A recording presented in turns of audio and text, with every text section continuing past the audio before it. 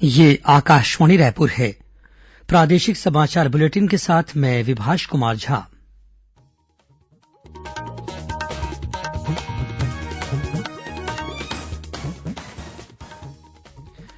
और अब पेश है आज के मुख्य समाचार। रक्षाबंधन के मौके पर रायपुर, दुर्ग, बिलासपुर सहित प्रदेश के अनेक शहरी क्षेत्रों में लॉकडाउन के दौरान भी सुबह कुछ समय के लिए राखी और मिठाई की दुकानें खोलने की अनुमति दी गई है। आज भी प्रदेश में मिले अनेक कोरोना संक्रमित मरीज। भिलाई के महापौर और विधायक देवेन्द्र यादव भी कोरोना पॉजिटिव पाए गए। प्रदेश में कोरोना संक्रमण के बिना लक्षण और हल्के लक्षण वाले मरीजों के लिए कोविड केयर केन्द्रों में लगभग 25,000 बिस्तरों का इंतजाम किया जा रहा है। और अगले 24 घंटों के दौरान प्रदेश के 1-2 स्थानों पर आकाशीय बिजली गिरने और भारी वर्षा होने की चेतावनी।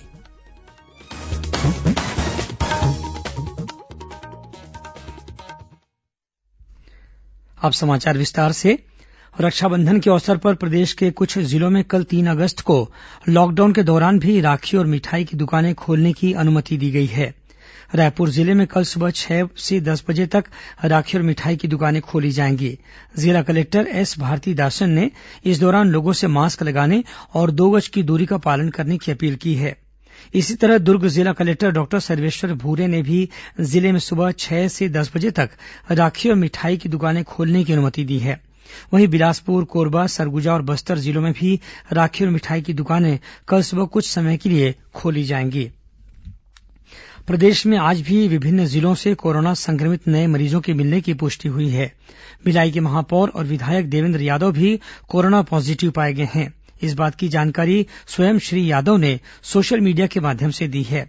इस बीच दुर्ग जिले में बीती देर रात से आज शाम तक कोरोना संक्रमित 42 मरीजों की पहचान हुई है। इनमें बीएसएफ के 3 जवान भी शामिल हैं। वहीं रायगढ़ शहर में आज कोरोना संक्रमण के 17 नए मामले सामने आए हैं।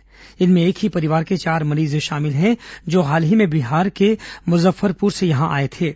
उधर कोंडागांव जिले में आज सीआरपीएफ के 9 जवान कोरोना पॉजिटिव पाए गए। इन्हें स्थानीय कोविड अस्पताल में भर्ती कराया गया है। वहीं राजनांदगांव जिले में आज कोरोना संक्रमित एक पुलिसकर्मी की मौत हो गई। इसका इलाज रायपुर के एक निजी अस्पताल में चल रहा था। यह आरक्षक राजनांदगांव स्थित पुलिस लाइन में पदस्थ था। इसी जिले में कल रात आईटीबीपी के 18 और बीएसएफ के 1 जवान सहित 25 कोरोना संक्रमित मरीजों की पुष्टि हुई थी। इसी तरह महासमुंद जिले में कोरोना संक्रमित 7 नए मरीज मिले हैं। इनमें महासमुंद से 4, पिथौरा से 2 और सरायपाली से 1 मरीज शामिल हैं। वहीं बलौदाबाजार जिले में 10 नए कोरोना संक्रमित मरीजों की पहचान की गई है। उधर नारायणपुर जिले में दुकानों से खरीदी करने निकले 39 लोगों पर पुलिस ने मास्क नहीं पहनने के कारण कार्रवाई करते हुए उनसे 100 रुपए का जुर्माना वसूल किया। मुख्यमंत्री भूपेश बघेल ने एम्स रायपुर सहित प्रदेश के मेडिकल कॉलेजों और जिला अस्पतालों के डॉक्टरों से चर्चा कर कोरोना संक्रमण के इलाज की व्यवस्था और अस्पतालों में उपलब्ध संसाधनों की जानकारी ली। मुख्यमंत्री ने अपने रायपुर स्थित निवास कार्यालय से वीडियो कॉन्फ्रेंसिंग के जरिए डॉक्टरों से चर्चा की और कोरोना से निपटने के लिए उनसे सुझाव भी लिए। मुख्यमंत्री ने डॉक्टरों के अनुभव और उनकी लगातार मेहनत की सराहना करते हुए कहा कि प्रदेश में कोरोना का मुकाबला करने में डॉक्टरों और उनकी सहयोगी टीम का बहुत बड़ा योगदान है।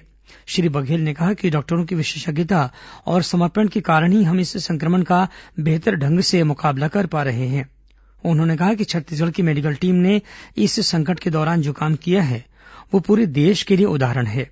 श्री बघेल ने बिना लक्षण वाले कोरोना मरीजों के लिए राज्य सरकार द्वारा जारी होम आइसोलेशन के दिशा निर्देशों के संबंध में भी डॉक्टरों से सुझाव मांगे। चर्चा के दौरान मुख्यमंत्री ने कहा कि होम आइसोलेशन वाले मरीजों के मोबाइल फोन की लोकेशन से उनकी निगरानी करनी होगी ताकि उनकी वजह से किसी और को संक्रमण न होने पाए। श्री बघेल ने यह भी कहा कि होम आइसोलेशन वाले मरीजों के पास थर्मामीटर और ऑक्सीमीटर होना चाहिए। इस मौके पर प्रदेश के स्वास्थ्य सचिव निहारिका बारिक सिंह ने बताया कि केंद्रीय सुरक्षा बलों के जो जवान बाहर से आ रहे हैं उन्हें आइसोलेशन में रखा जा रहा है। इसके लिए राजनांदगांव जिले के सोमनी में एक आइसोलेशन सेंटर सुरक्षा बलों को उपलब्ध कराया गया है। अंबिकापुर मेडिकल कॉलेज के डॉक्टरों ने बताया कि सरगुजा क्षेत्र में कोरोना संबंधी जांच के लिए वायरोलॉजी लैब तैयार हो गई है। वहीं सिम्स बिलासपुर के डॉक्टरों ने बताया कि टेस्टिंग की संख्या बढ़ाने के लिए पीसीआर टेस्टिंग लैब तैयार हो गया है। प्रदेश में कोरोना संक्रमण के बढ़ते मामलों को देखते हुए अस्पतालों और कोविड केयर सेंटरों में बिस्तरों की संख्या लगातार बढ़ाई जा रही है। स्वास्थ्य विभाग ने लक्ष्य निर्धारित कर सभी जिलों में पर्याप्त बिस्तरों के इंतजाम के निर्देश दिए हैं। कोरोना पीड़ितों की पहचान के लिए सैंपल जांच की संख्या भी बढ़ाई जा रही है। इसके लिए आरटी-पीसीआर और ट्रू नॉट विधि से जांच के साथ ही सभी जिलों में रैपिड एंटीजन किट से भी जांच की जा रही है। वहीं प्रदेश के राजनांदगांव, बिलासपुर और अंबिकापुर मेडिकल कॉलेजों में भी आरटी-पीसीआर जांच की अनुमति दे दी गई है। इन 3 नए संस्थानों को मिलाकर अब प्रदेश में आरटी-पीसीआर जांच केंद्रों की संख्या 7 हो गई है। गौरतलब है कि एम्स रायपुर, डॉक्टर भीमराव अंबेडकर अस्पताल रायपुर के अलावा रायगढ़ और जगदलपुर के मेडिकल कॉलेजों में पहले से ही आरटी-पीसीआर जांच की सुविधा उपलब्ध कराई जा चुकी है। वहीं बिलासपुर के सिम्स अस्पताल में कल से सैंपल जांच शुरू हो गई है। इस बीच प्रदेश में कोरोना संक्रमण के बिना लक्षण और हल्के लक्षण वाले मरीजों के लिए कोविड केयर केंद्रों में लगभग 25,000 बिस्तरों का इंतजाम किया जा रहा है। वर्तमान में प्रदेश के 157 कोविड केंद्रों में लगभग 19,000 बिस्तरों की व्यवस्था की गई है। केंद्र सरकार ने सभी राज्यों और केंद्रशासित प्रदेशों को पत्र लिखकर कहा है कि अस्पताल में भर्ती कोरोना रोगियों को स्मार्टफोन और टैबलेट अपने साथ रखने की अनुमति दी जानी चाहिए, ताकि वे वीडियो कॉन्फ्रेंसिंग के जरिए अपने परिवार और दोस्तों से बातचीत कर सकें। इससे उन्हें मानसिक दबाव से उबरने में मदद मिलेगी। हालांकि अस्पताल वार्ड में मोबाइल फोन की अनुमति है, लेकिन कुछ रोगियों के परिजनों ने सरकार को लिखा था कि अस्पताल प्रशासन रोगियों को मोबाइल फोन की अनुमति नहीं दे रहा है। इसके बाद स्वास्थ्य मंत्रालय ने स्वास्थ्य सेवाओं के महानिदेशक डॉक्टर राजीव गर्ग ने राज्य सरकारों और केंद्र शासित प्रदेशों के स्वास्थ्य और चिकित्सा शिक्षा के प्रधान सचिवों को यह पत्र लिखा। इसमें उन्होंने कहा है कि उपकरणों को संक्रमण मुक्त करने और रोगियों की परिजनों से बातचीत के लिए समय तय करने के बारे में अस्पताल प्रोटोकॉल बना सकते हैं। उन्होंने इस बात पर जोर दिया कि प्रशासनिक और चिकित्सा टीमों की जिम्मेदारी है कि वे कोविड-19 वार्ड और आईसीयू में भर्ती रोगियों की मनोवैज्ञानिक आवश्यकताओं पर ध्यान दें। प्रादेशिक समाचार आप आकाशवाणी रायपुर से सुन रहे हैं। छत्तीसगढ़ की खबरों से है आपका वास्ता और खबरों की विश्वसनीयता से है हमारा वास्ता। आकाशवाणी समाचार रायपुर के प्रादेशिक समाचार बुलेटिन के साथ ही हमारे समसामयिक कार्यक्रम आप रेडियो के अलावा अपने मोबाइल पर भी सुन सकते हैं। आकाशवाणी समाचार फेसबुक, ट्विटर और यूट्यूब पर भी उपलब्ध है। हमारा Facebook page Chhattisgarh news on AIR, Twitter handle CGAIR news और हमारा यूट्यूब चैनल है छत्तीसगढ़ AIR न्यूज। तो अब रेडियो के साथ ही आपके मोबाइल के जरिए भी हम पहुंच रहे हैं आप तक। छत्तीसगढ़ की हर खबर के लिए सुनते रहिए आकाशवाणी समाचार।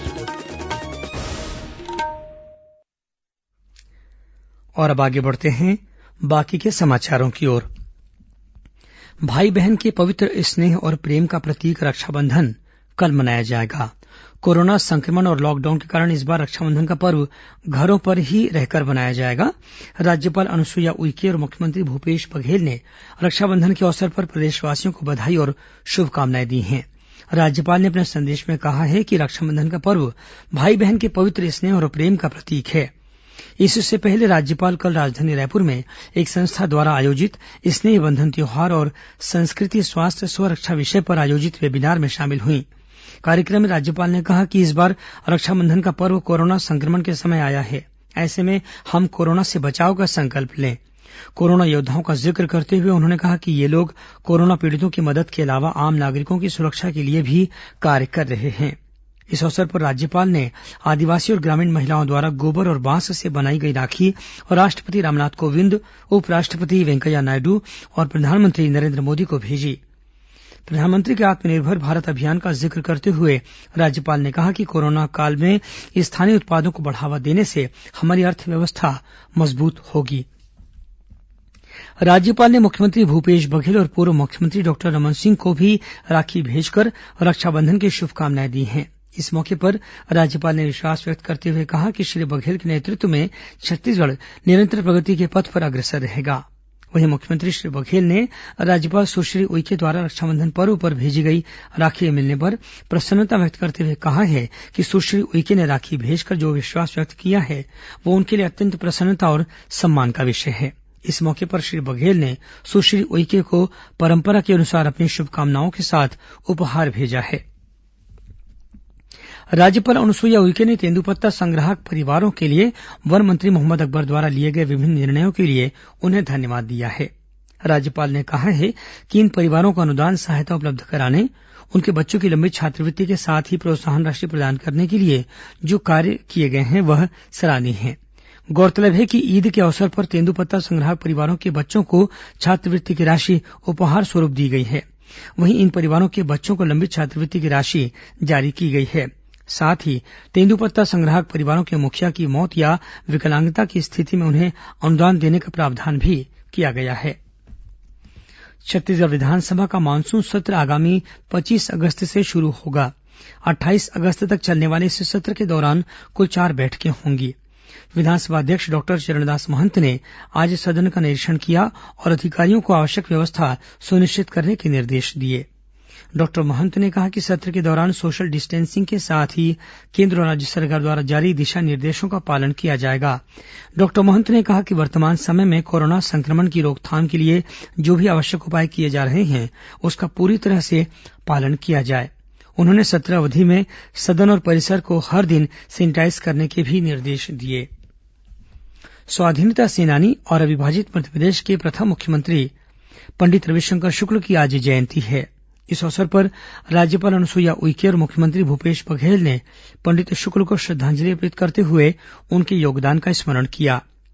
राज्यपाल ने कहा कि पंडित शुक्ल विद्वान चिंतक और विचारक थे। उनकी दूरदर्शिता का लाभ मध्यप्रदेश सहित छत्तीसगढ़ को भी मिला। वहीं मुख्यमंत्री ने पंडित शुक्ल को याद करते हुए कहा कि उन्होंने स्वाधीनता संग्राम के राष्ट्रीय आंदोलनों में भाग लेने के साथ ही छत्तीसगढ़ में पत्रकारिता और वकालत के माध्यम से जन जागरूकता का अभियान चलाया। साथ ही पंडित शुक्ल ने जनसेवा के जरिए विकास की नई जमीन तैयार की। मुख्यमंत्री ने कहा कि पंडित शुक्ल की सीख उन्हें भी हमेशा आगे बढ़ने की प्रेरणा देती रहेगी। और अब पेश है मौसम का हाल। अगले 24 घंटों के दौरान प्रदेश के अधिकांश स्थानों पर हल्की से मध्यम वर्षा होने और गरज चमक के साथ बौछारें पड़ने की संभावना है। वहीं 1-2 स्थानों पर आकाशीय बिजली गिरने और भारी वर्षा होने की चेतावनी भी दी गई है। मौसम विभाग के अनुसार इस समय एक द्रोणिका राजस्थान से बंगाल की खाड़ी तक बनी हुई है। इसके प्रभाव से प्रदेश में अगले 2-3 दिनों तक वर्षा हो सकती है। इस बीच बीते 24 घंटों के दौरान राजधानी रायपुर सहित प्रदेश के विभिन्न स्थानों पर हल्की से मध्यम वर्षा दर्ज की गई। कुछ खबरें संक्षेप में सुन लीजिए।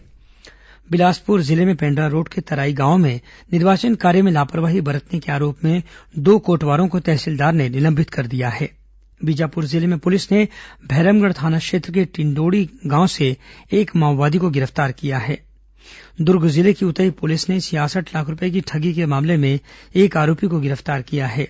ये व्यक्ति खुद को बैंक का मैनेजर बताकर लोन दिलाने का झांसा देकर लोगों से ठगी किया करता था। बीजापुर जिले के केतुलनार गांव में ग्राम पंचायत सचिव पर अज्ञात लोगों ने हमला कर दिया, जिससे वह गंभीर रूप से घायल हो गया। राजनांदगांव जिले के बमनी भाटा और बागद्वार गांव में बिजली विभाग के कर्मचारियों ने बिजली खंभे से अवैध तरीके से कनेक्शन लेकर पंप चलाने वाले 13 किसानों के खिलाफ कार्रवाई करते हुए उनका पंप कनेक्शन काट दिया है। महासमुंद जिले के छिंदौली गांव में वन विभाग ने एक व्यक्ति के घर से सागौन के 6 नग लट्ठे, 5 नग चिरान और 1 नग हाथ आरा फ्रेम जब्त किया है। रायगढ़ जिले के उर्दला मोड़ पर कोयले से भरा एक ट्रक पलट जाने से उसमें दबकर मोटरसाइकिल सवार 2 युवकों की मौत हो गई। जांजगीर चांपा जिले के खुरघट्टी गांव में खेत में लगे पंप में करंट आने से एक बच्चे की मौत हो गई। राजनांदगांव जिले के साल्हेवारा पैलीमेटा गांव में आकाशीय बिजली गिरने से खेत में काम कर रही एक महिला झुलस गई। कोरिया जिले के चिंताझोड़ पोड़ी में कठलपारा निवासी एक व्यक्ति जंगल में फोटो ढूंढने गया था। इस दौरान भालू ने उस पर हमला कर दिया। पत्नी द्वारा शोर शराबा करने के बाद भालू वहां से भाग गया। घायल व्यक्ति को अंबिकापुर अस्पताल में भर्ती कराया गया है। जांजगीर चांपा जिले के बिर्रा गांव में पिछले दिनों पूर्व सरपंच की हत्या के आरोप में आज बिर्रा थाने में टीआई के समक्ष आरोपी ने आत्मसमर्पण कर दिया। महासमुंद जिले की कोमाखान पुलिस ने 5 क्विंटल गांजा के साथ 2 आरोपियों को गिरफ्तार किया है। जब्त गांजे की कीमत लगभग 26 लाख रुपए बताई जा रही है। और धमतरी पुलिस ने मोटरसाइकिल चोरी करने और लूट की घटनाओं को अंजाम देने वाले 6 आरोपियों को गिरफ्तार किया है। उनके पास से चोरी की मोटरसाइकिल, मोबाइल फोन और अन्य सामान जब्त किए गए हैं। अंत में मुख्य समाचार एक बार फिर।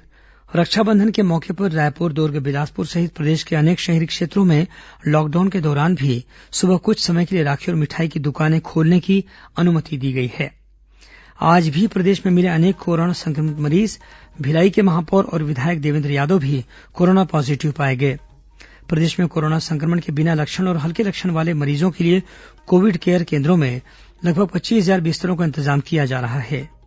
और अगले 24 घंटों के दौरान प्रदेश के 1-2 स्थानों पर आकाशीय बिजली गिरने और भारी वर्षा होने की चेतावनी। इसी के साथ प्रादेशिक समाचार बुलेटिन समाप्त हुआ। नमस्कार।